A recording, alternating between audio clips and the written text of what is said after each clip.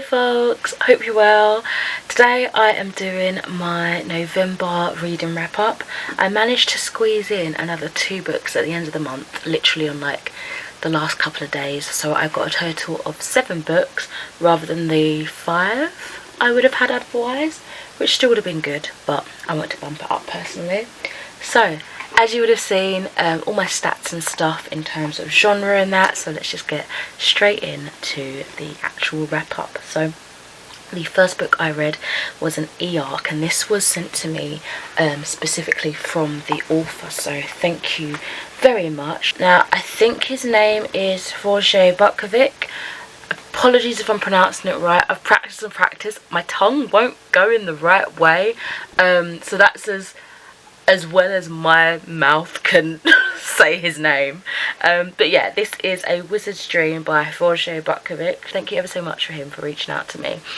So this one, I will put the information as I have been for the last couple of months on the screen. Unfortunately, I did give this one a 2 out of 5 stars. The things that I really enjoyed about this story was I loved how short the chapters were. It helped in keeping kind of my attention span for the beginning half at least, and just to kind of see the pacing in the story going along, and like it really helped to kind of move that along in a nice way, nice pace. Unfortunately, I did find that there was way too many themes used for just one book. There was too much experimentation going on with like style and like the personification of like rivers and things like that, which are all really unique and interesting things that I think I would have loved if it wasn't so many in one book, if that makes sense. It just kind of got overwhelming, and for an already complex story it just made it a little bit more confusing. I also sadly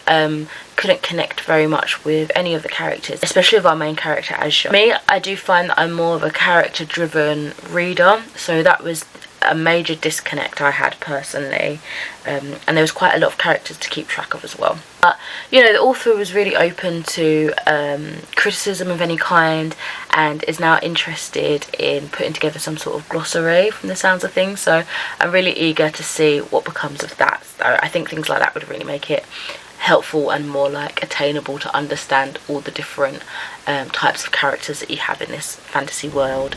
All the different terminology and things like that would be a big benefit for sure. So for a quote, this was an amazing description of Vagran, which was a thunder rock, and his voice, and it says, sizzling quality followed by a rumbling echo, as if a storm spoke with both lightning and thunder, each at his own pace. So there was some beautiful writing. It just unfortunately didn't work out on the whole for me. Okay, next up I read another e-arc. This one was through BookSiren, which I've been really enjoying over the last like 2.5 months. This one was called Ghoulish Child for the Brave by Tamar, and I gave this one a 3 out of 5 stars. So it was fun and just nice to fly through, especially because with A Wizard's Dream I found that because there was so much going on and so much detail to consume at each time, it took me quite a while to get through that. So I kind of just wanted some sort of instant gratification, some instant relief in terms of feeling like I completed a book, because at that point I was, I think, over midway through the month, and I'd only just finished the previous book, which is fine, but I just wanted more. I wanted to consume more and quicker, so this was that book for me. As a poetry book, I feel like the author definitely has an interesting style and approach to her poetry, as it feels like it's the start of a linear story, but then it goes off and it doesn't like follow the typical, the assumed typical sentence structure of regular prose, so it kind of, it catches you off guard and you're like, oh okay. But I quite liked that. I will say though, no poem particularly stuck out for me. I think I would have enjoyed more diversity as well in the quotes that were chosen in between chapters, because they didn't really speak to me, and a lot of the time they just people I couldn't relate to, unfortunately. Okay, another e-arc. This one is from BookSiren also, and this one is called The Hummingbird Coven by Augusta Owens, and I also gave this one a 3 out of 5 stars. This was a much faster read than I anticipated. I originally missed the what was it, the preferred review by date, but I updated it and it was fine. and I think I was nervous because I thought, oh, this is a big one, but really it was just under 300 pages, and it wasn't as intimidating as I thought it was going to be, and I don't know why I thought it was going to be intimidating.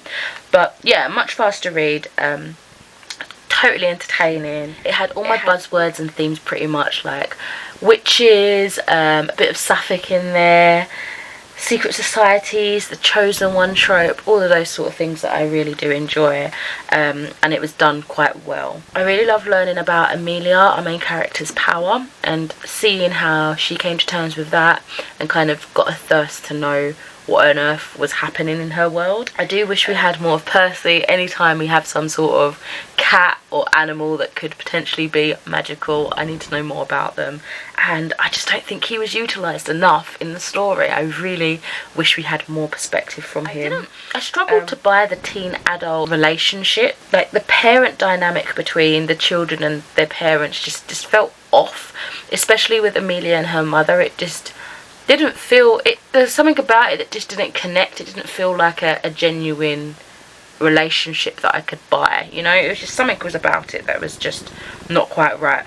I also found there was too much overuse of like generic descriptors, such as the blonde one. It was used a lot of time to describe a character called Harriet, and I was like, okay, we know kind of her features, how she looks now. You can use some other more creative descriptors. That was just something that stuck out to me, because it was like the amount of times I read the blonde one, the blonde girl, I'm like, okay, I get it, she's blonde.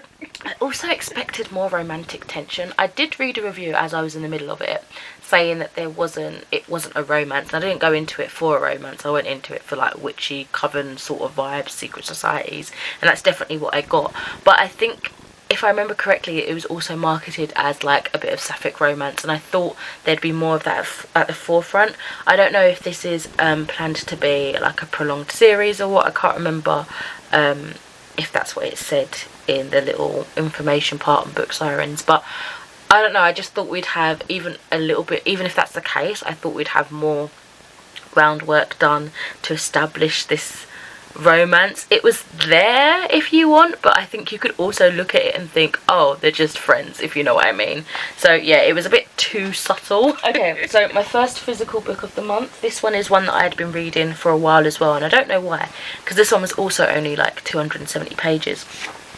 And this is Tinder by Sally Gardner, illustrated by David Roberts, and I gave it a 3 out of 5 stars. It's a reimagining of Hans Christian Andersen's The Tinder Box, and as I was reading it, I was thinking this must be like based off of some sort of fairy tale, but the Tinder Box never came to mind, even though the title is called Tinder, and there is a Tinder box. It just never, I don't know, it didn't come to mind.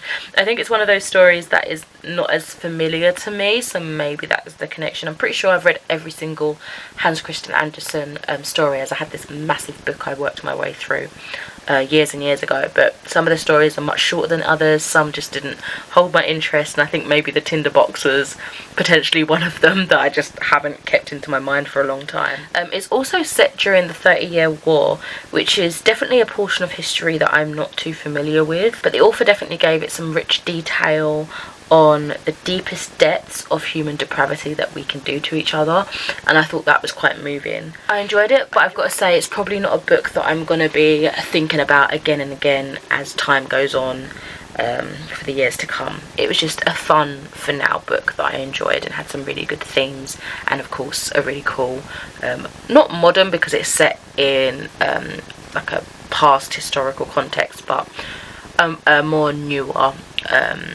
reimagining of a fairy tale, I guess. Right. I think this is my last e-arc of the month. I read quite a lot of those, which I'm quite proud of. I've been really trying to keep on top of BookSirens and not get trigger happy with requesting all these arcs like I do with NetGalley. I think the really good thing about BookSirens is that you can't request more until you've reviewed like the ones that you've got out, so it kind of pushes you, motivates you. So this one is A Shadow by Tamar, which I read her other book earlier, her other poetry book, Ghoulish Child for the Brave, and this one unfortunately I gave a 2 out of 5 stars, so I didn't enjoy it as much. The rhythm, it was like an up and down kind of mesmerising sort of vibe. I feel like would most definitely thrill children. I feel like they'd find that sing-songy, especially if you're reading it aloud. I think they'd find that sing-songy kind of vibe fun and enthralling. I did like the creepy illustration. It definitely sucked me into the pages, especially being so like dark in colour palette. Unfortunately, I found that it didn't have much substance other than that. Okay, second to last book is another physical one, and this one is You'll Come Back to Yourself by Michaela Angermere. This one I gave a 3 out of 5 stars. It's another poetry book, so I read quite a few poetries this month. I also read a lot of 3-star books. This is another 3-star for me. I think this probably would have been very cathartic and relatable for someone going through similar themes and feelings as the poetry that's embedded within this, but that's not me right now. So although I could appreciate it and be like, oh, that's definitely got some value, I couldn't connect with it any deeper than that. Some of them did feel dry and repetitive, but I feel like it's always difficult when it comes to like poetry, because especially a lot of the time you find that the books got like a theme, like an umbrella theme, where that's what all the poems are about, like whether it's this point in life that the poet is going through, and it's like heartbreak. For example, this particular poetry was mainly about heartbreak, so it's going to have a lot of those repetition and feelings. And yeah, I mean, it probably wouldn't have felt so repetitive if I hadn't have just sat down and read this in 20 minutes, if I just pitched through it. I think that's how you're supposed to, I don't know, quote unquote supposed to read poetry, but I kind of just read them in one go. So I probably would have got more from it had I read it over some time, but I don't know, it just felt very repetitive. There was a couple of quotes that I really enjoyed. So you make me feel like myself times infinity, and how did we become a generation of women who were told we need a man to be whole, without any role models who are even worthy enough to be our halves? Okay, and the last book I finished on the very last day of the month is Assassination Classroom, Yusei Matsui. This one I gave a 3 out of 5 stars. This is volume 4, Time to Face the Unbelievable. It was so much fun going back into this wacky world. I haven't picked up a volume in a little while, and I really enjoyed being in it. I did find that when we got to the more like sport competition part, which was like maybe the last couple of chapters, 3 to 2 chapters, I lost interest a little bit, just because I'm not really interested in sports in any capacity, let alone reading about it.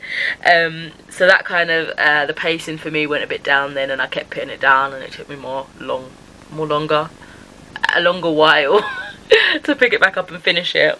But whilst we're on the topic of that, there were some in between chapters, like pages in the chapters, where you see the scoreboard of the characters, like the boys versus the girls. And they were all sports, obviously, because it was like sports focused at that point. And all of the girls had dramatically lower scores than boys, even if they weren't doing the same sport. And I didn't like that. I felt like that was like subtle, not subtle sexism there. So that was one thing that stuck out to me. But yeah, generally I enjoy being in that world. So yes, that is it for this video. Thank you ever so much for watching. Do let me know if you've read any of these books yourself, what you managed to read during November, maybe what your favourite book was during the month, and happy reading for December. I cannot believe the end of the year is nearly here. It is upon us. We have a month left. That's crazy. Anyway, thank you so much for watching. Take care. Bye.